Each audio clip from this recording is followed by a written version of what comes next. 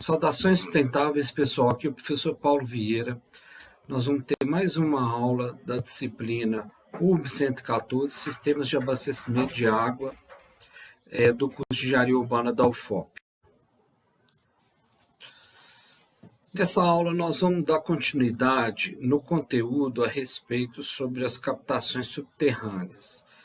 Vamos falar, então, sobre os tipos, componentes e proteções das captações subterrâneas mais comumente utilizadas no abastecimento de água para a população. Nessa figura, a gente vê os componentes típicos do abastecimento de água, do sistema de abastecimento de água com a captação subterrânea, né?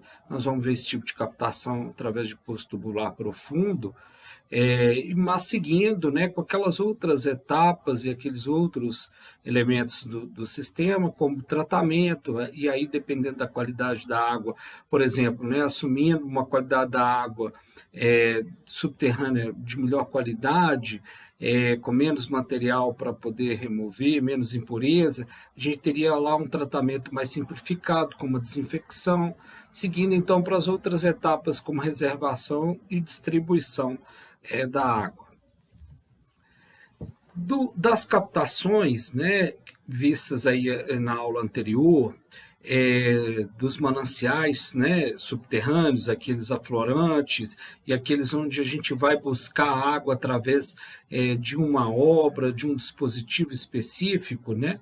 Nós vamos então iniciar aqui com as captações em mananciais subterrâneos, aflorantes ou naturais, né? Então, nós temos aí as fontes de meia encosta, né? Essas fontes de água subterrânea que vão aflorar aí nessa meia encosta do talude, né? Lá do nosso talude, do morro, né? Então, nós temos as nascentes, mina d'água, olho d'água, fonte, né? Que são essas denominações utilizadas aí para definir um ponto onde a água aflora na superfície aí do solo. Como já foi comentado anteriormente, esses pontos são mais vulneráveis aos efeitos da poluição, tendo em vista que eles estão mais próximos ali daquelas fontes potencialmente poluidoras, como foi colocado na aula anterior, né? Então, necessitando aí uma melhor proteção como cerca, né? Isolamento da área do entorno para evitar animais, né? No pisoteamento e também na contaminação da água, assim como pessoas também chegarem ali muito próximo e contaminarem ou mesmo, né, prejudicarem aí em termos de quantidade essa água através, né, da compactação ali mais próxima do solo, né, dessa área onde que a água aflora. Também é necessário realizar uma drenagem do escoamento do entorno, né, a drenagem da água de chuva, né, do escoamento superficial da água de chuva no terreno, para não arrastar ali para aquele ponto, né, da surgência dessa água aí, material particulado, sólidos, né, qualquer contaminação que possa vir junto com essa água de chuva. E também reforçar aí a cobertura arbórea do entorno, primeiro, né, porque ela é importante em termos de reposição dessa água, né, ou recarga dessa água no manancial subterrâneo. Então, a gente entende que ali é bem provável que nesse local onde está ocorrendo essa floração de água, né, nessa nascente, nessa mina, essa floração, então, pode ser também um ponto de recarga. É bem provável que seja um ponto de recarga. Então, a gente tem que proteger bem o solo, no sentido também de favorecer essa infiltração de água no solo, como as plantas, né, fazem aí, né, através do seu sistema radicular, né, criando esses canais aí através das raízes, então favorecendo então a infiltração da água e ao mesmo tempo também protegendo o solo ali de evitar erosões, então ocorrer ali uma perda, né, de carreamento do solo, até mesmo evitando o próprio assoreamento daquele ponto, né? Caso a gente tenha um arraste muito grande de solo aí, devido a uma chuva, alguma coisa assim, né? Essa água superficial. Então é necessário também a gente proteger no sentido de manter a cobertura vegetal ali, uma cobertura arbórea, né?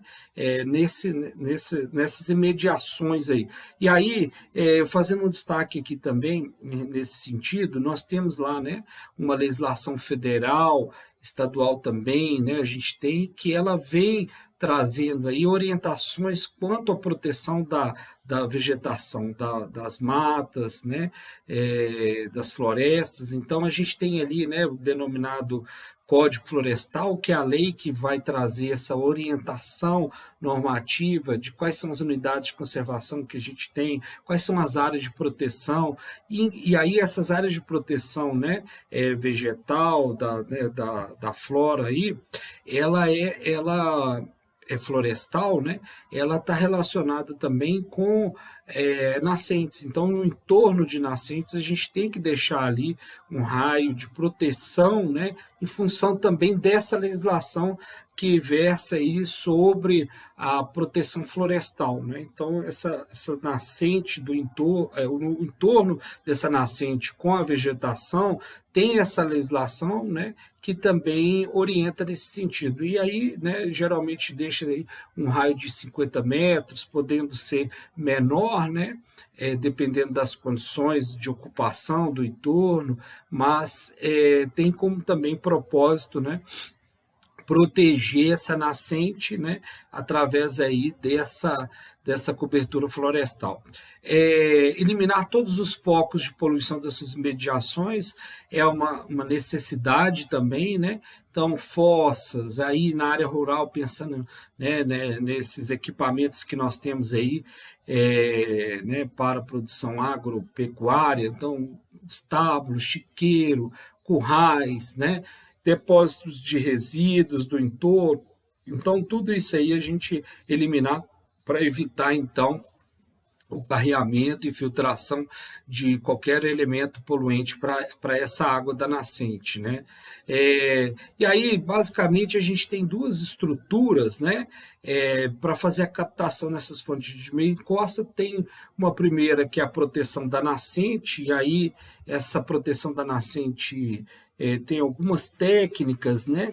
Dentre elas, uma técnica denominada, né, método, né, denominado método Caxambu, que então visa proteger essa surgência de água, né, esse afloramento dessa água aí nessa nascente, nessa mina d'água, né, através então de uma estrutura, né, onde a gente naquele ponto ali, né, onde está aflorando a água, né, então ele é limpo, né, retirado todos os materiais que tem ali, que foram carreados para ali, né, folhas, até mesmo um pouco de solo, né, que foi carreado, então limpa aquele material até chegar na parte mais impermeável ali, né, e aí começa então a fazer, né, um recobrimento, né, com um material, né, bastante poroso, com as pedras, né, mais porosas, então brita 3 ou, né, uma brita maior aí, pedra de mão também, né, então recobre aquela área, né, com pedra de mão, ou uma brita maior, né, e aí a gente então faz um recobrimento dessa camada de pedra com uma camada de solo cimento, né, para poder fixar aquilo ali, né, com a chuva, né, não ter, né, nenhuma movimentação, né, então faz essa camada superficial, né, para a sustentação dela, e aí é instalado alguns tubos, né, então esse primeiro tubo aqui de cima é um tubo que é instalado para poder acessar o interior lá, né, da nascente, onde a gente fez então esse trabalho, né, de proteção dela, né, para poder então injetar aqui qualquer material para fazer a desinfecção, por exemplo, um cloro, né, então de tempos em tempos, é importante a gente fazer a desinfecção, porque pode ocorrer ali de outros animais, né? Adentrarem ali, bactérias também. Então, é importante a gente, né, fazer essa desinfecção desse ponto também da nascente, caso a gente venha utilizar essa água aí para o abastecimento humano, né? Então, essa tubulação vai servir nesse sentido para a gente, então, inserir aqui né, um cloro, né, ou um outro agente desinfectante, um iodo também, para ajudar, então, nesse processo de desinfecção. Nós temos uma tubulação que fica mais elevada em relação à superfície, que é o ladrão. Então, em casos, né, daquele período de cheia, né, onde o lençol vai estar muito recarregado, então tiver muita afloração de água, ele poder, então, né, se preencher toda essa área aqui com a água, né, essa área dos poros aqui da pedra, né? Então tem o ladrão para poder fazer, né, essa descarga aí e não romper essa estrutura, então, que a gente fez para proteger, né, a surgência lá, aquele ponto de surgência da água, né, da nascente ali, de fato. Então, a gente vai ter, né, a tubulação de captação de água, que ela vai ficar um pouco acima aqui da superfície, né, para evitar arraste de sólidos, né, que venham junto com essa água. Então, a água vai represar aqui até uma altura de 15 centímetros, aí, 10 a 20 centímetros, instalando aí pelo menos a 15 centímetros. A gente então vai retirar essa água, né, que é a tubulação nossa, né, de captação, né? Vai ser essa adutora aí de água bruta. E uma tubulação que a gente instala no fundo para fazer a limpeza, né? Para desassorear esse fundo aí né, dessa proteção que a gente fez aí da nascente através aí desse método. Uma outra forma também de fazer essa captação em fonte de meia encosta é a caixa de tomada, como a gente apresenta aqui nessa figura B, né? E aí ela é instalada lá, então, nesse ponto, né, de captação da água, onde a gente tem uma área mais inclinada, né? E aí faz também uma proteção inicial com a pedra de mão, né? Então a gente instala uma pedra de mão naquele ponto do afloramento, né? E aí ao invés de a gente fazer essa proteção, como foi feito aqui nesse método Caxambu, a gente então utiliza aqui uma caixa de alvenaria, né?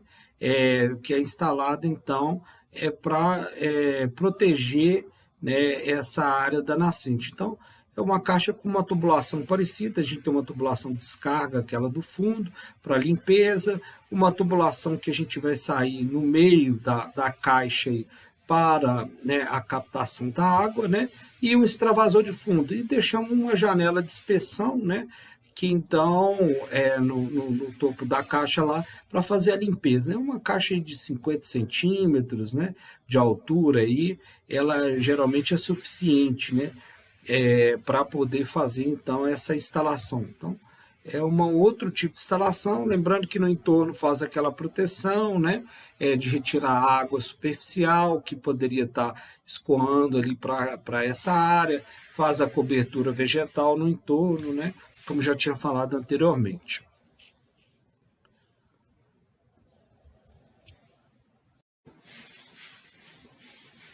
Pessoal, agora nós veremos algumas captações em mananciais subterrâneos, subsuperficiais.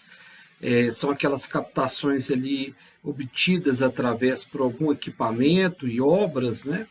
E aí a gente tem, né, dessa modalidade dos poços escavados manualmente e poços tubulares rasos e os profundos, né, que são os poços tubulares profundos. Então, essas são as captações em mananciais subterrâneos, né, subsuperficiais e profundos por meio aí, de equipamentos e obras diversas.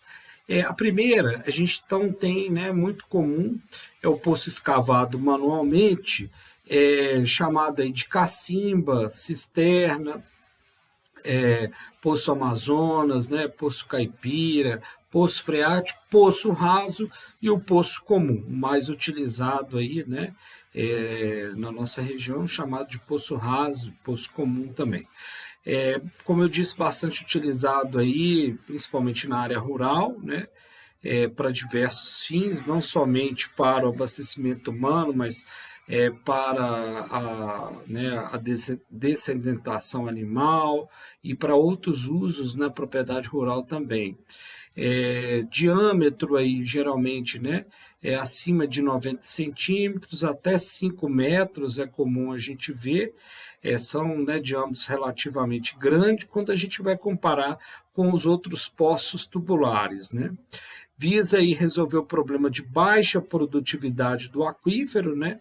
Então a gente abre um diâmetro maior para ter uma parede maior interna, e aí a gente tem então essa percolação da água para dentro do tubo, do solo para dentro do tubo, por uma área maior, e aí a gente consegue então, né, ter um recolhimento maior de água, né, nesse sentido.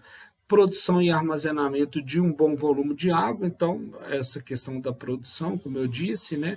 E também para o armazenamento. Então, o poço serve para armazenar água ali também, para, né, ser acumulado água, ser retirado, né, posteriormente, a todo momento, né? E maiores diâmetros aí quando as paredes são revestidas, né? Então, quando a gente tem diâmetros maiores, nós vamos ver o revestimento dessas paredes. E aí, o revestimento das paredes, elas têm aí como objetivo evitar o desmoronamento das paredes, né? Então, na figura, a gente observa aqui, nessa figura, né, um poço, então, escavado manualmente, ou denominado um poço raso, né? Onde a gente vai ter lá, então, as paredes do poço, né? Revestidas, então nós vamos ver aqui um revestimento da parede, primeiro com selo de concreto, uma parede de concreto, depois a parede vai sendo revestida, né, de pedra aí, e um material onde tem a entrada da água, para permitir essa entrada da água, né, pelas paredes aí no poço, né? E no interior do poço a gente vai ter o sistema de retirada de água. Então nós vamos ver mais à frente um pouquinho sobre isso. Primeiro vamos falar sobre a parede. Então, material cerâmico, né, manilhas de concreto também podem ser utilizadas aí nessas paredes, né, para dar esse revestimento aí, tanto para a sustentação da parede, quanto, né, para poder permitir a infiltração da água e também evitar a presença de insetos, né, principalmente baratas e outros insetos aí que possam entrar então no poço, né? Profundidade dele varia em função do tipo de material escavado, né?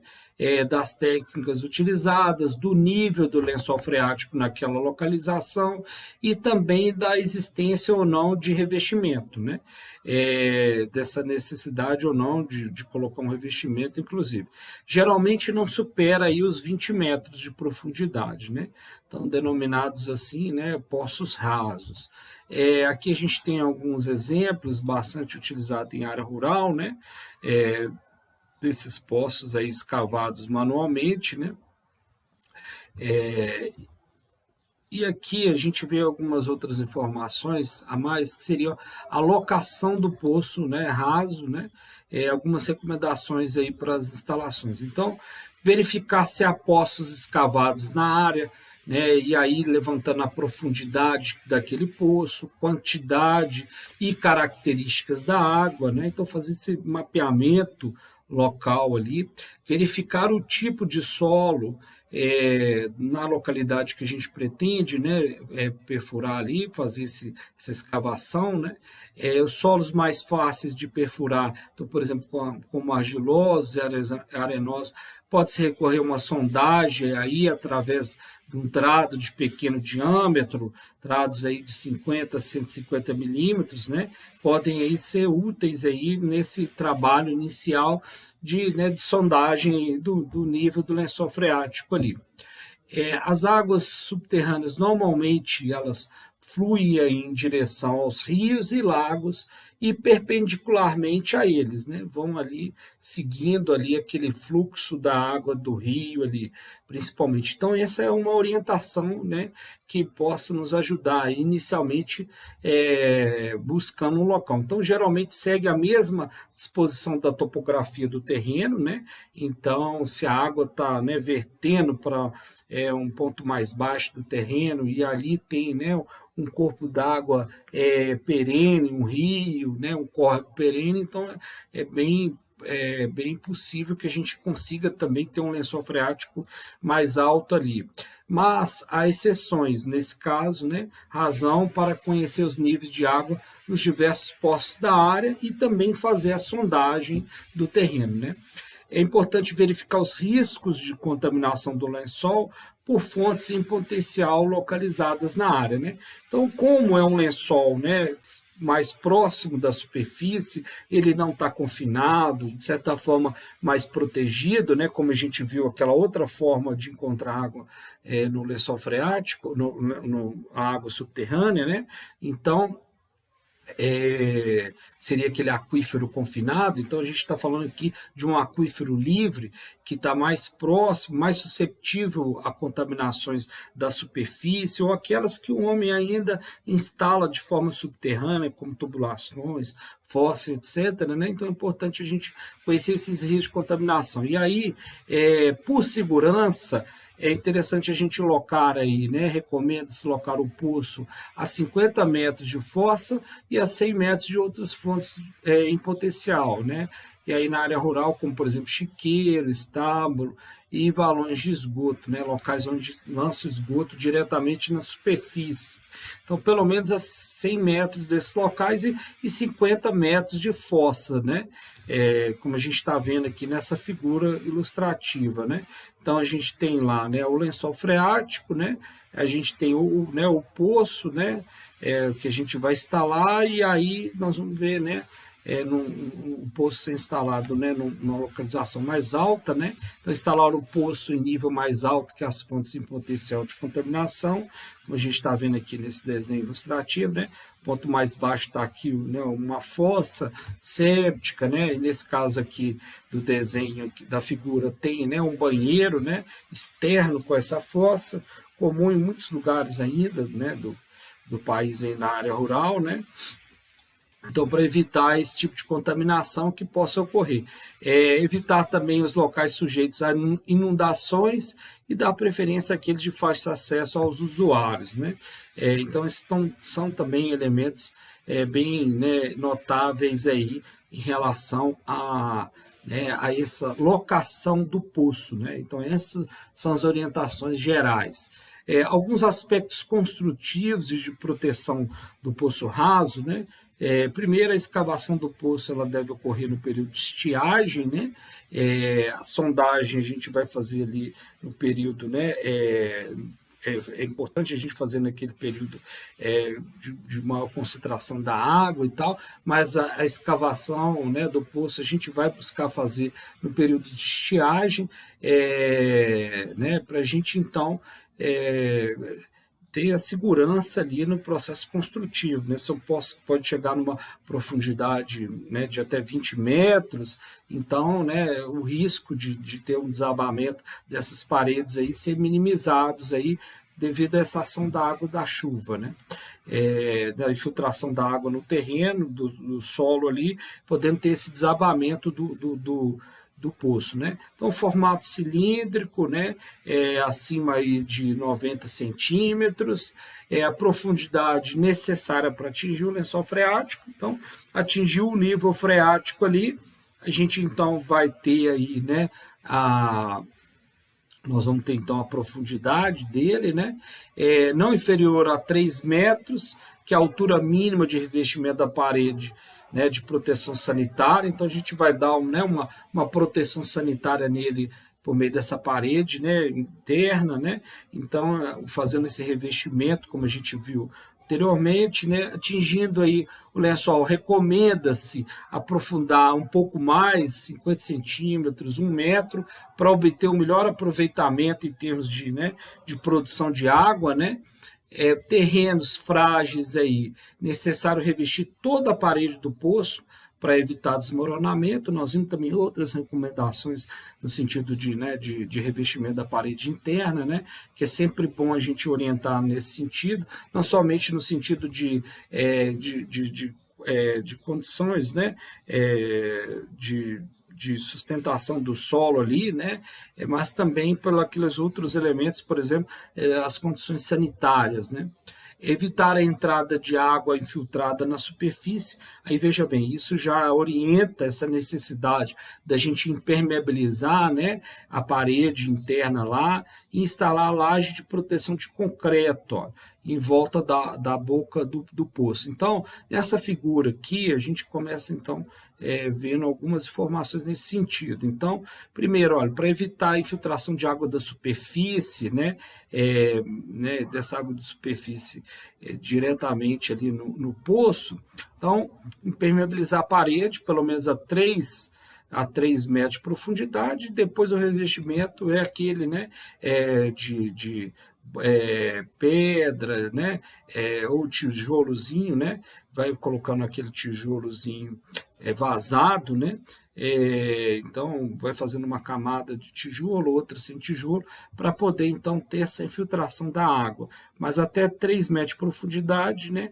recomenda-se fazer essa parede para impermeabilizar então essa infiltração dessa água que vai estar, né, vindo aí da superfície, que possa ter alguma contaminação nela, né? Instalar, né, uma laje de proteção de concreto, então a gente instala uma laje de proteção de concreto, né, no entorno ali, né, da boca do poço, né, variando aí, né, de 50 centímetros aí, então essa laje aqui, né, até 1 metro, né, a gente pode colocar ali, né, essa laje quadrada ou circular, né, para poder então ter essa proteção ali, selar ali, né, nessa base do poço ali, né. Então, é importante nesse sentido.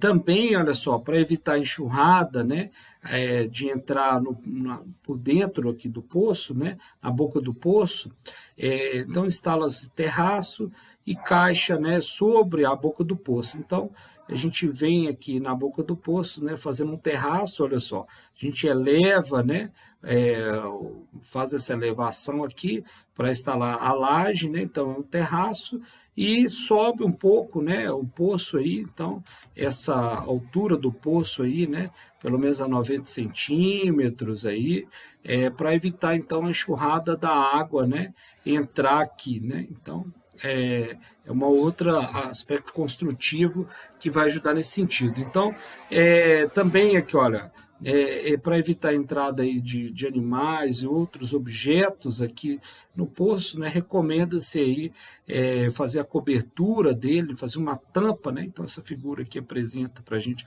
alguns detalhes aí construtivos da tampa do poço, né? Com, né, a área de inspeção, né, uma janela de inspeção, né? E caso a gente utilize aí algum método de retirada, né, por bombeamento, né, que seja instalado, né, nessa tampa, né, para evitar aí, então, essa abertura do poço frequentemente. E falando então em retirada da água do poço, essa figura aqui ilustra para a gente, né, o sistema e até o reservatório de distribuição, uma instalação típica, né, utilizada na área rural, mas vamos ver aqui algumas informações. Olha. O sistema elevatório para retirada de água do poço raso, né, pode ter acionamento manual ou eletromecânico. Eu tinha mostrado para vocês umas fotos anteriormente com balde, né, que é o sistema manual, e eletromecânico vai ser as bombas aqui que nós vamos utilizar, né. Então, o balde com corda, ele geralmente é uma forma aí muito comum de ser utilizada, mas, né, ela gera aí um potencial de contaminação maior, né, da água, porque o balde vai estando sujo, né, o balde, a corda, então isso tudo vai contaminando a água, né? Preferencialmente a gente busca utilizar aí, né, bombas hidráulicas aí, centrífuga do tipo, né, centrífuga, bomba centrífuga, com motor elétrico ou de êmbolo, né, de operação aí manual, né, aquela de operação manual, que permite então manter o poço sempre fechado, né? Então a gente mantém o poço sempre fechado, né, com a tampa e aí só a instalação nossa, né, o sistema de sucção aqui, né, a linha de sucção instalada. Podemos também utilizar, gente, uma bomba também submersa, né, uma bomba daquele tipo sapo, né, instalada então dentro do poço, né. Agora, a bomba sapo, a gente precisa retirá-la para fazer manutenção e tal. Então, ela, né, gera essa situação, né, onde a gente precisa fazer manutenção dela, vai o cabeamento junto com ela, além do poço de sucção, né, ou da linha de sucção, né, mas é também bastante utilizada, né? No entanto, né, o bombeamento, né, por meio do conjunto motobomba e centrífuga, né, uma bomba do tipo centrífuga, ela vai ter somente a tubulação, né, e uma válvula de retenção dela lá instalada para manter a linha de sucção, né? É, independente do modo que a água seja retirada do poço, deve ocorrer sempre a desinfecção, né? Então, a gente fazer sempre o processo de desinfecção do poço e depois, caso seja necessário aí, né? Dependendo da finalidade da água e tal, a gente então, usando essa para o consumo humano, né? Que é o enfoque nosso aqui, a gente então tem a preocupação dessa desinfecção, atender lá os padrões de potabilidade em relação ao, por exemplo, ao agente desinfectante, caso seja o cloro, né? E aqueles outros parâmetros lá também indicativos aí do processo de desinfecção, né? Como, né, os parâmetros microbiológicos.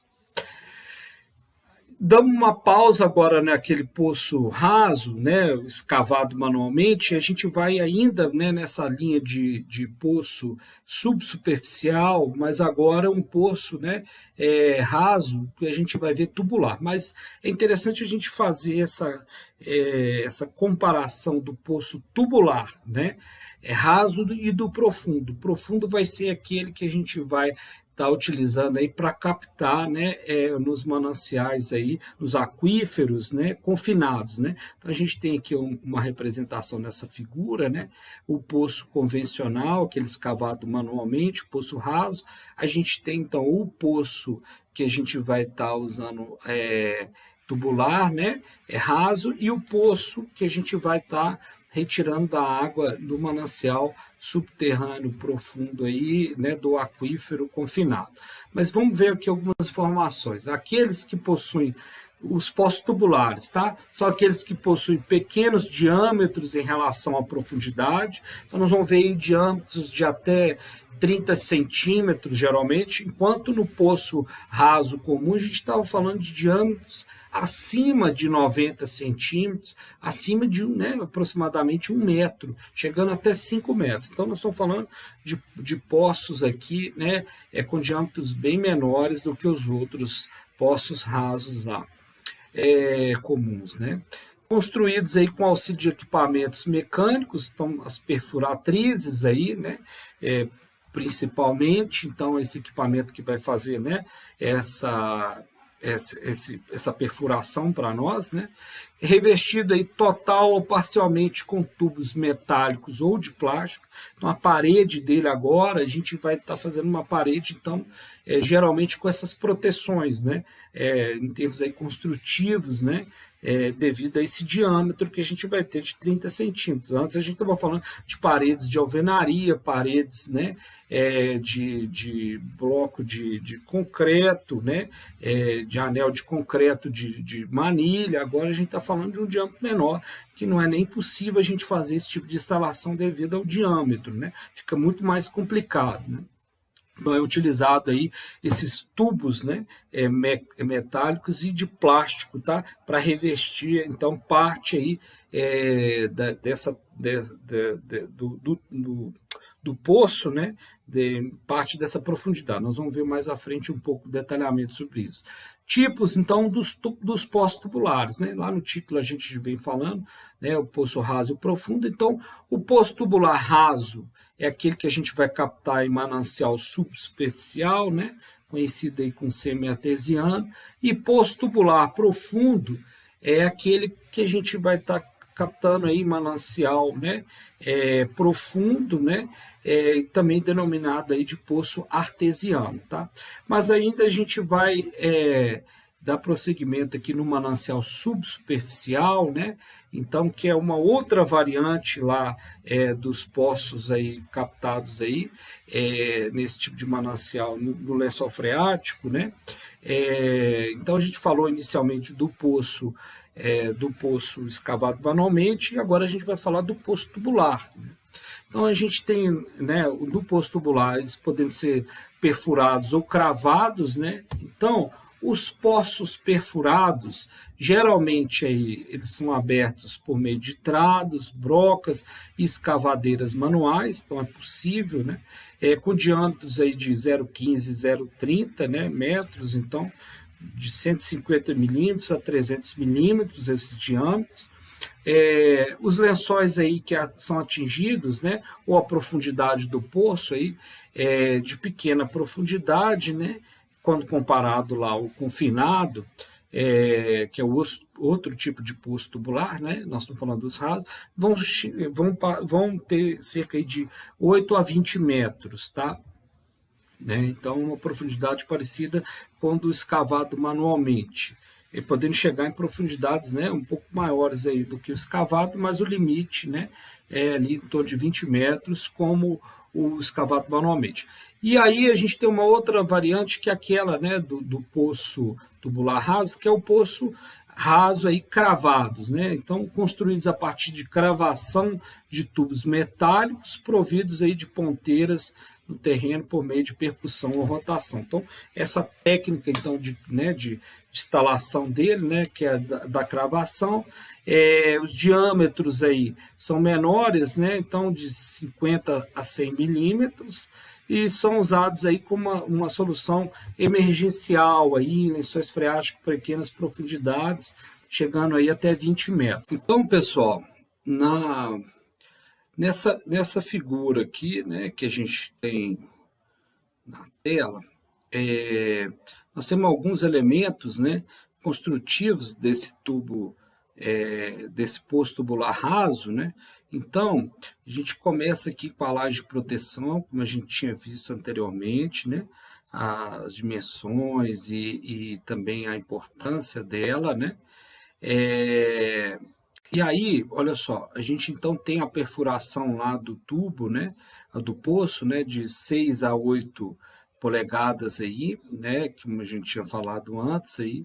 E aí, olha só que interessante, olha as condições, os componentes aqui, né.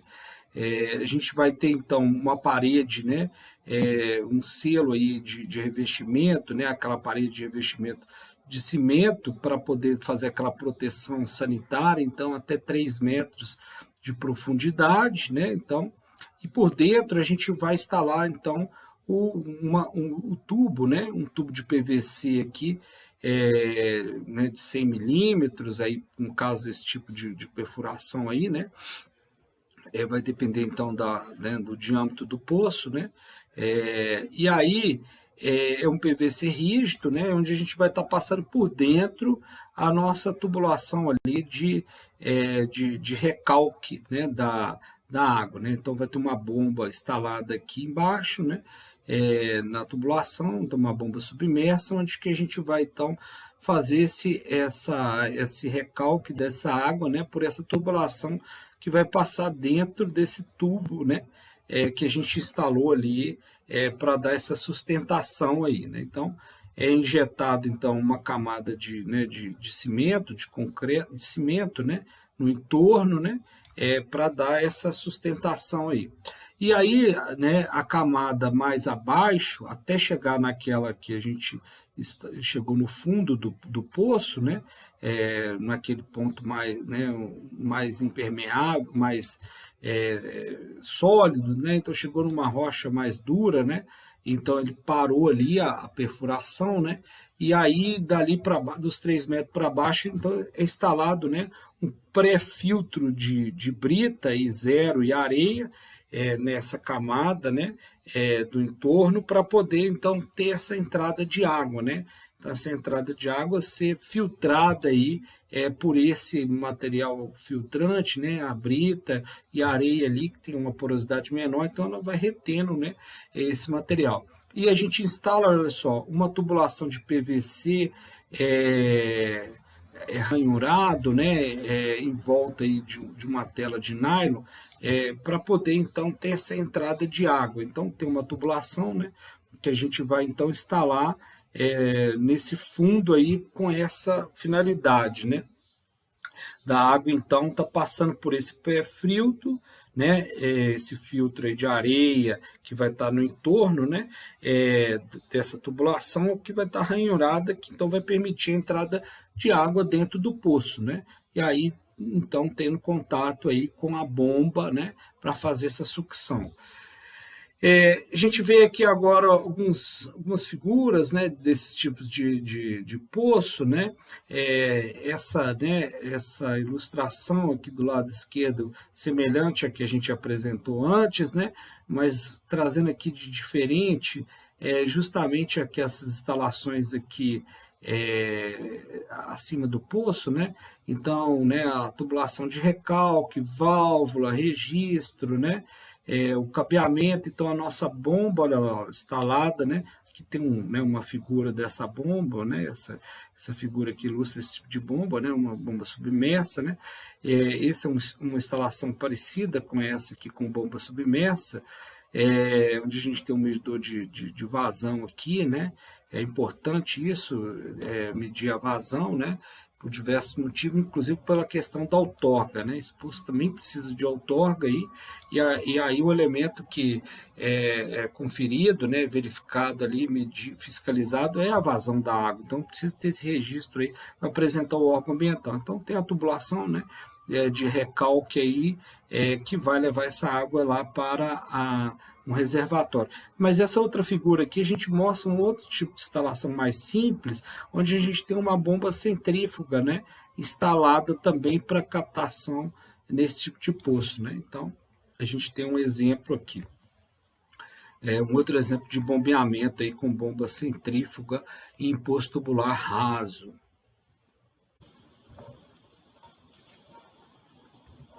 Pessoal, dando continuidade, né, no nosso estudo sobre os poços tubulares, e agora falando do poço tubular profundo, que é aquele que a gente vai captar no manancial subterrâneo, naquele aquífero confinado, né? A gente tem aí algumas características dele, né? Nós vemos nessa figura aqui um sistema típico aí desse tipo de poço instalado, né? Para o abastecimento de água aí, geral aí, né, em área rural, área urbana, né? Então é um sistema bastante utilizado. Mais algumas fotos, figuras aqui que a gente tem de alguns dispositivos, né, do sistema de bombeamento com poço tubular profundo. Então, aqui do lado esquerdo a gente vê, né, uma caixa de proteção que foi feita por um poço tubular profundo. Aqui a gente vê um abrigo, né, que foi feito, né, no entorno dele. E aí nós vamos estudar um pouco esses elementos do poço, né? Inclusive, né, a tubulação, né, que a gente vai colocar de revestimento do poço, né, que aí é instalado, né, por dentro a tubulação nossa edutora, né, de captação de água, e os outros dispositivos para verificação de nível, e possível recarga, indução de ar, qualquer coisa assim, né? Mas nós vamos ver mais à frente um pouco. Aqui é para ilustrar inicialmente esses dispositivos, né? Esse aqui é um poço de bombeamento, um poço tubular profundo na cidade de Congonhas, esse do lado esquerdo aqui na área rural de Ouro Branco, e nesse aqui do lado, esse aqui que eu estou apontando de Congonhas, ele tem aqui, né, um medidor volumétrico aí de vazão, né? Um hidrômetro, né? Para justamente verificar aí essa quantidade de água extraída no tempo. Mas vamos dar uma olhada aqui em algumas características, né? Em destaque do poço tubular profundo. Então, dentre elas, é importante a gente destacar o seguinte: a gente vai ter esse poço tubular profundo, também denominado de poço artesiano, né? Sol, né? Então a gente tem uma modalidade do poço artesiano, né? E do poço artesiano jorrantes, tá? O poço artesiano convencional, ele é construído aí em aquíferos confinados ou semi-confinados. E o artesiano jorrante é que ele é caso particular do poço artesiano, nós vamos ver aí quando ele ocorre. Mas, primeiramente, é interessante a gente destacar isso, né? Dentro do poço, das variações que a gente pode ter, né? A gente tem aquela comum, que é o poço artesiano, e o poço artesiano jorrante. O poço artesiano convencional ou comum, ele tem a superfície potenciométrica dele acima, né? Ela se eleva acima do topo da camada do aquífero, né? Então, a gente tem um aquífero ali, né, indicado, né, nas condições geológicas dele ali, né, e aí a superfície potenciométrica, como a gente viu lá na primeira aula, né, ela está acima do topo da camada do aquífero em função da pressão ali, né, e do nível que vem, né, desse aquífero aí a montante. Do ponto de onde a gente está fazendo ali a instalação do poço, né? Então, o nível dele estático desse poço é superior ao nível freático regional, né? O nível freático ali do lençol freático, né? Daquele aquífero livre, inclusive. A gente já viu, né, essas indicações aí na aula anterior. E o poço artesiano jorrante, né, que é esse caso particular aí, ele tem a superfície potenciométrica dele, né, elevada aí acima da superfície do terreno. Então, ela passa da superfície do terreno, né, e o nível estático dele está acima da boca do poço, provocando aí o jorrar, essa condição jorrante, né, o jorro espontâneo da água. Então, a gente nem precisando da bomba, né, para poder succionar essa água lá de dentro do poço, devido a essa condição, né, do nível estático dele, né, tá acima aí da superfície ali do terreno, onde a gente tem a boca do poço, né. E aí eles são executados aí com perfuratriz, né, o método, né, de construção dele, né, podendo ser aí por percussão, perfuratriz rotativa ou rotopneumática. Aí na figura a gente tem um exemplo desse equipamento, né, utilizado aí para fazer então essa perfuração do solo e atingindo então ao nível que a gente pretende, né? Mediante a perfuração vertical aí com diâmetros de 4 a 36 polegadas, né? Profundidades que vão de 20, né? Atingindo lá o aquífero confinado, nessa condição, até 4.500 metros, né, em condições muito extremas aí. Em sistema de abastecimento de água de pequeno e médio porte, né, naturalmente que depende da geologia local e da vazão de água extraída, mas gira em torno, né, é típico, né, a gente ter diâmetros aí desse poço tubular profundo de 150 milímetros a 200 milímetros, 150 ou 200 milímetros, né? E profundidade aí de 60 a 300 metros, né? Nós vamos encontrar lugares no Brasil com profundidades maiores, né? Também para esses poços.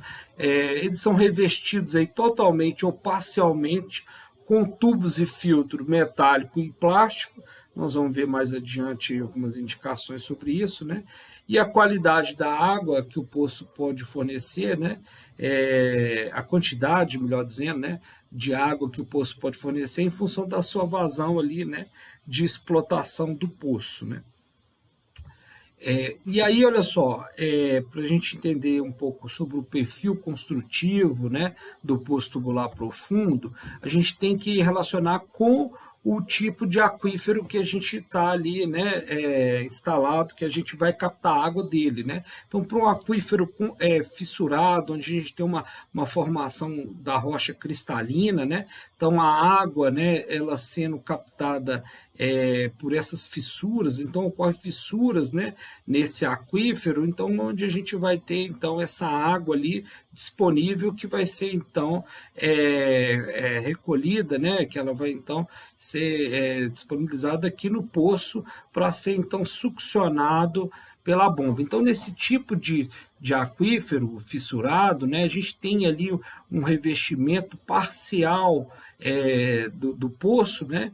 Então a gente tem lá, né, um revestimento inicial dele, que é o nosso, né, o nosso selo sanitário dele, né, que é aquela profundidade que a gente dá para poder proteger ele de filtrações, né, do terreno. Então, nessa camada do terreno aqui, do solo, né, uma camada do solo antes de chegar, né, no aquífero, né, então aquela primeira camada do solo ali, então a gente vai fazer o revestimento dela, né, inclusive por interior, né, na parte interna do poço, né, com um tubo aqui, olha, mais reforçado aí de aço galvanizado, geralmente utilizado, né, mas até a profundidade que inicia, então, o nosso aquífero, tendo em vista que ele tem uma formação cristalina, uma rocha, né, com menos condições de se desestruturar, né,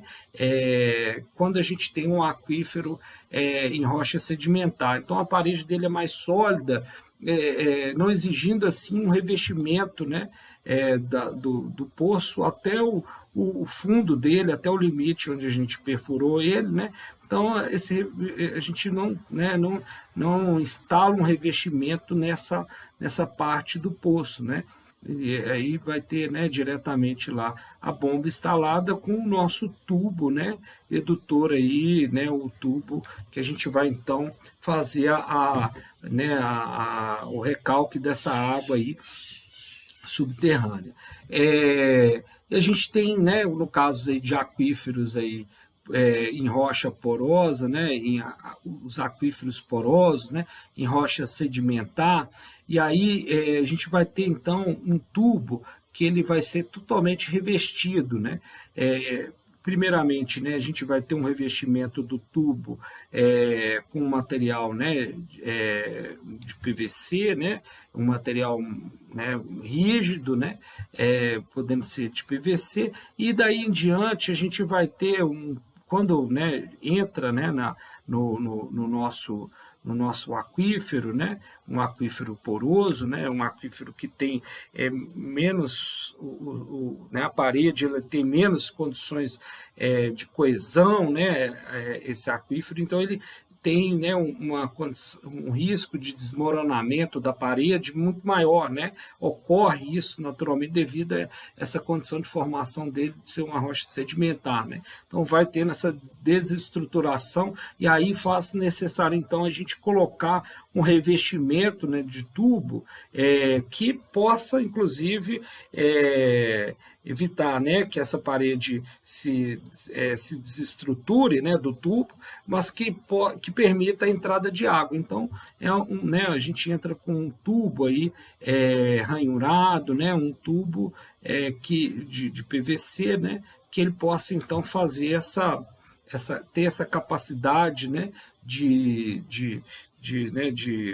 da água, né, adentrar, né, e aí lembrando que ele vai ter, né, um revestimento externo, né, uma parede, né, de filtro, né, a gente pode instalar um filtro de areia e brita no entorno para poder dar essa sustentação também dele e ajudar nesse processo de retenção de sólidos, né, que possa estar vindo aí por esse aquífero, né? Então, a gente faz essa camada, né, externa aí, instala essa camada externa desse pré-filtro, né, com esse material, e por dentro esse tubo de revestimento ranhurado que vai então permitir a água entrar no poço para ser recolhida então pela bomba encaminhada lá na tubulação, né?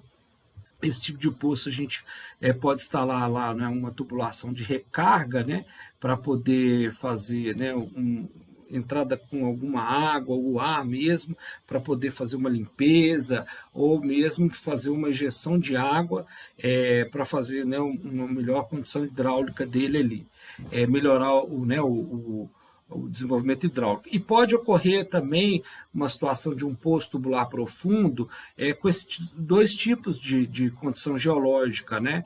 É um aquífero fissurado e poroso. Então, inicialmente ele tem lá, né, uma parte dele, uma camada, né, abaixo daquela camada de solo, quando ele pega um aquífero, né, em solo, em rocha sedimentar, né? E aí vai ter uma instalação, então, com filtro, né? Um pré-filtro aqui, né? Na parede, no entorno do poço, né? Nós vamos instalar, então, um pré-filtro ali, de material ali de menor porosidade, né?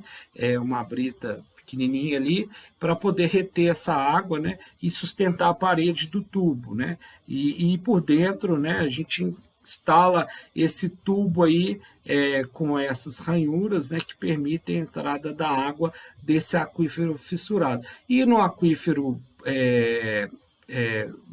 no aquífero poroso, né, nessa primeira parte, e no aquífero fissurado, né, com essas fissuras, né, onde a gente tem uma rocha cristalina, então, que não tem esse risco de desmoronamento da parede, a gente, então, não necessita a instalação do nosso pré-filtro, né?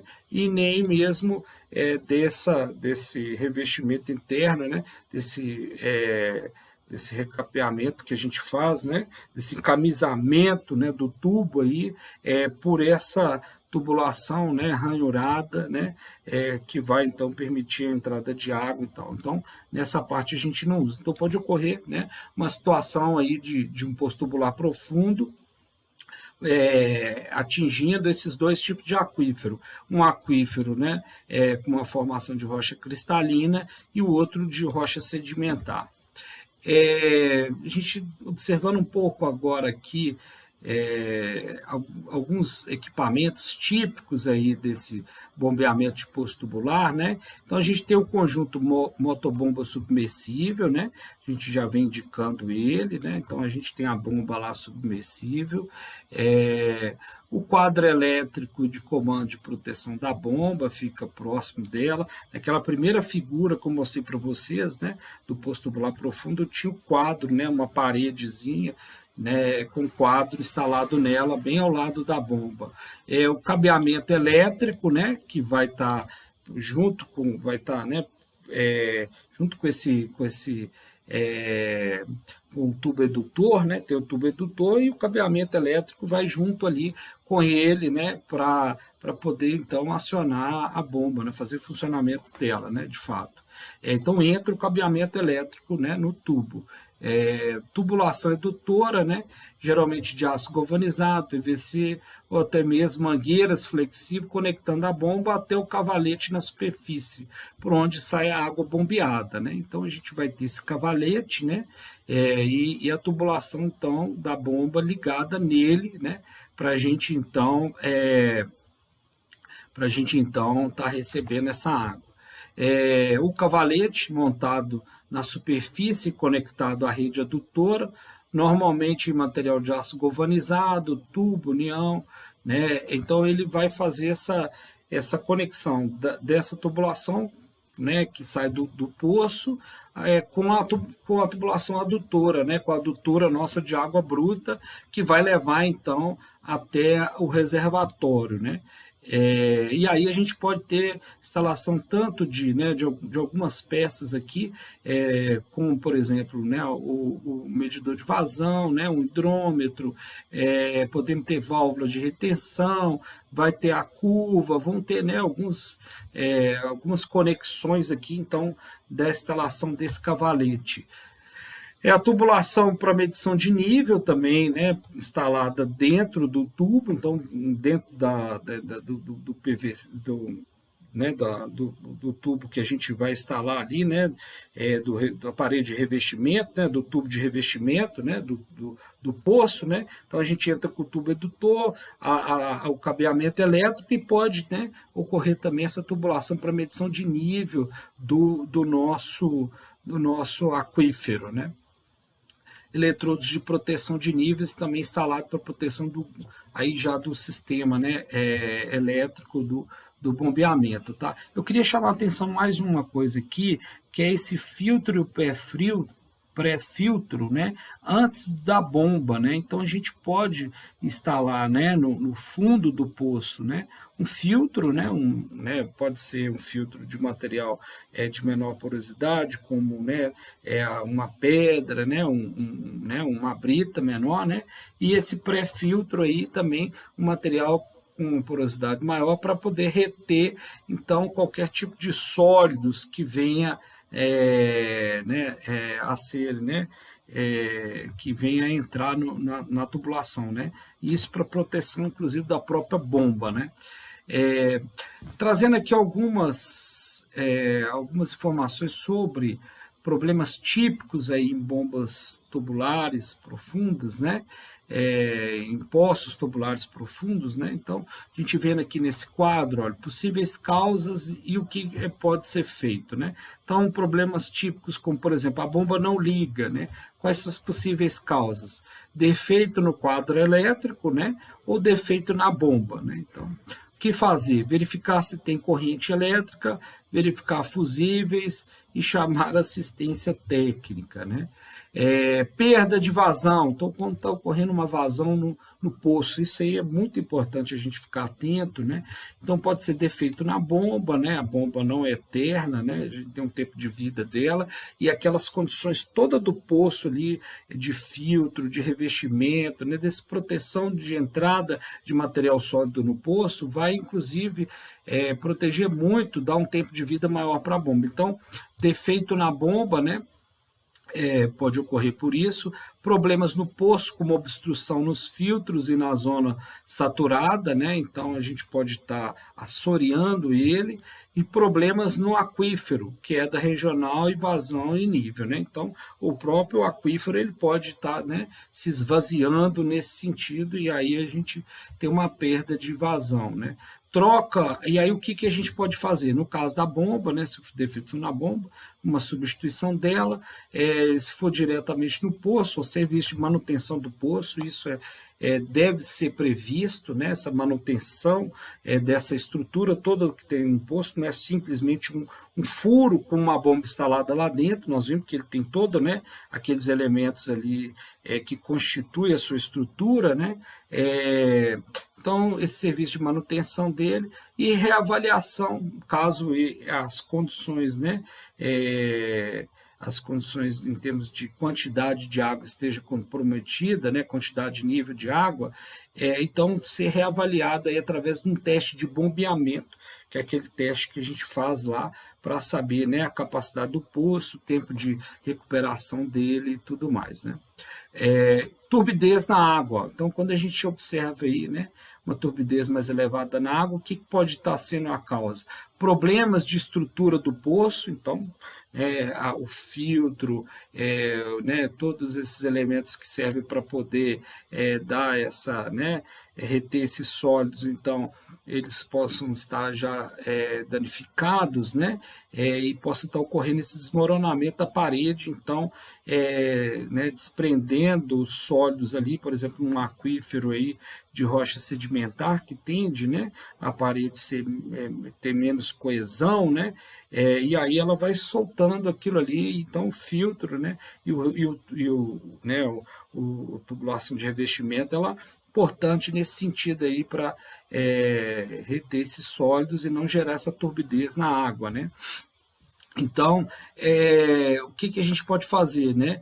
O recamisamento do poço, né? Então, retirar aquele tubo de revestimento, né, instalar outro, melhorar, né, por exemplo, cimentação, aquela parte da cimentação para proteção sanitária do poço, né, aquela camada inicial, serviço de limpeza e recondicionamento do poço também, então a gente faz isso, né, nessa troca, limpa, né, retira, né, aqueles sólidos ali, e faz essa manutenção corretiva, né, para verificar, né, e preventiva também, né, para evitar, então, de colapsar o poço ali e prejudicar, né, o bombeamento.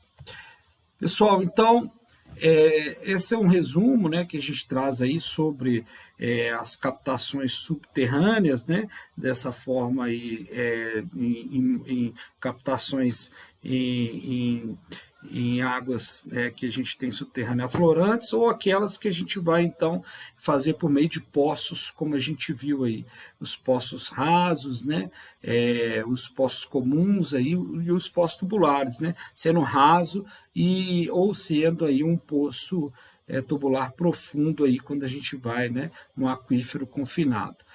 Aqui, então, tem a listagem das nossas referências utilizadas nessa aula, né?